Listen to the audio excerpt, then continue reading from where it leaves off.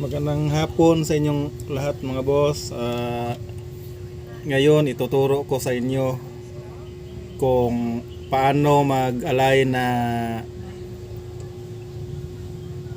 yung waggle na rim set na hindi na tatanggalin yung gulong para mas madali lang ang pag-align niya.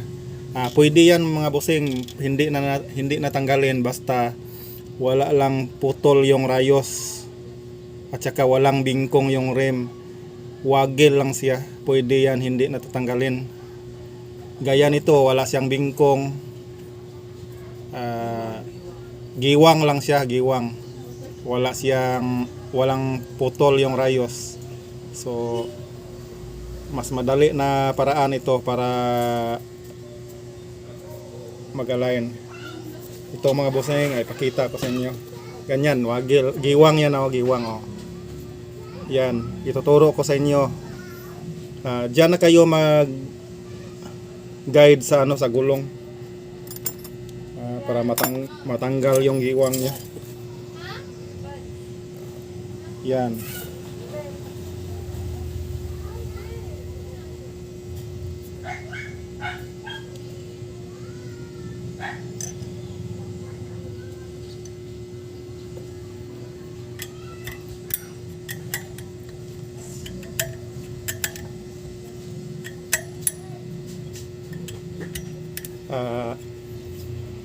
Paki-subscribe ko sa aking YouTube channel,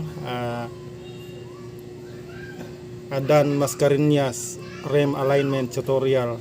Pwede nyo search sa YouTube yan, lalabas na yan ng ko.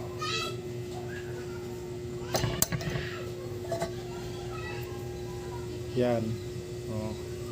May kunti pang giwang. Yan. Makikita nyo sa kung saan siya halimbawa dito magsayad siya dito kabila, hugutan nyo lang dito sa kabilang side. Ganyan lang yan. Yan konti na lang ang giwang. Yan. Mas madali lang yan. Sa gulong na lang kayo mag-guide.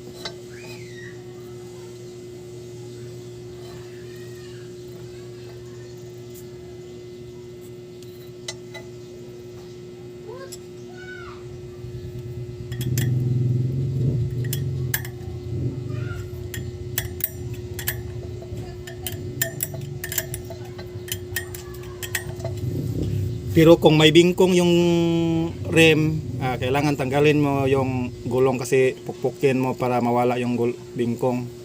At saka yung may putol yung rayos, kailangan tanggalin mo talagang yung gulong para tauran mo ng rayos. Pero ito, pag walang bingkong at saka walang putol yung rayos, okay lang, align ka na dito para mas madali lang ang pagtrabaho. Yan. Kita nyo sa video, may konti ka pa, may konti pang giwang.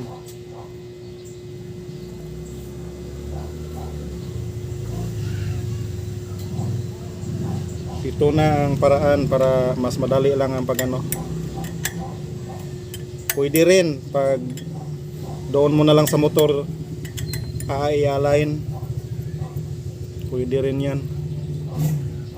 Yan konti na lang.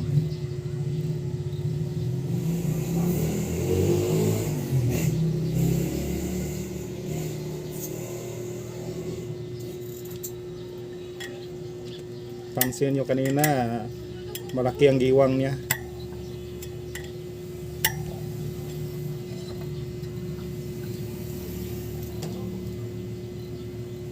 Yan.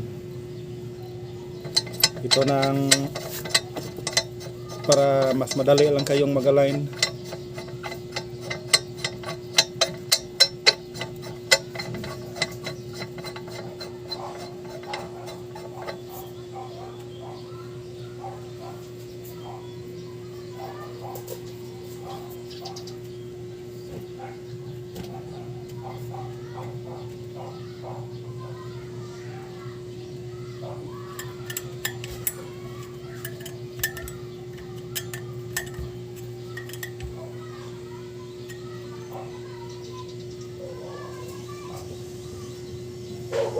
Yan, konti na lang.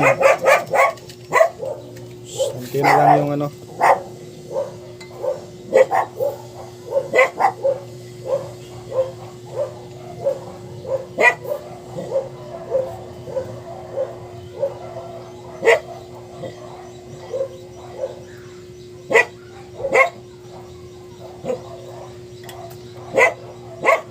Para mas mabilis ang pagtrabaho nyo, pwede rin. Hindi na niya tanggalin sa ang gulong yung sa motor. So alayin na lang kayo. Depende na yan sa diskarte niyo.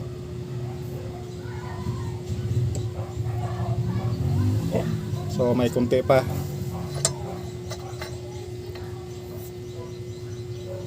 Sa ganitong paraan, madali lang ang pagtrabaho. So same quality pa rin.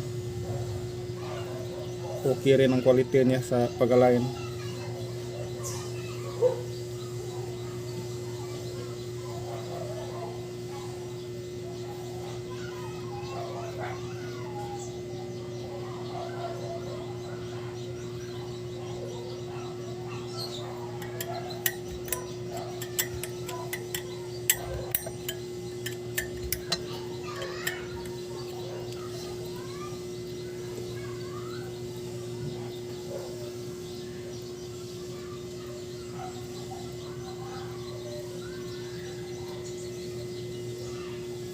Yan, konti na lang.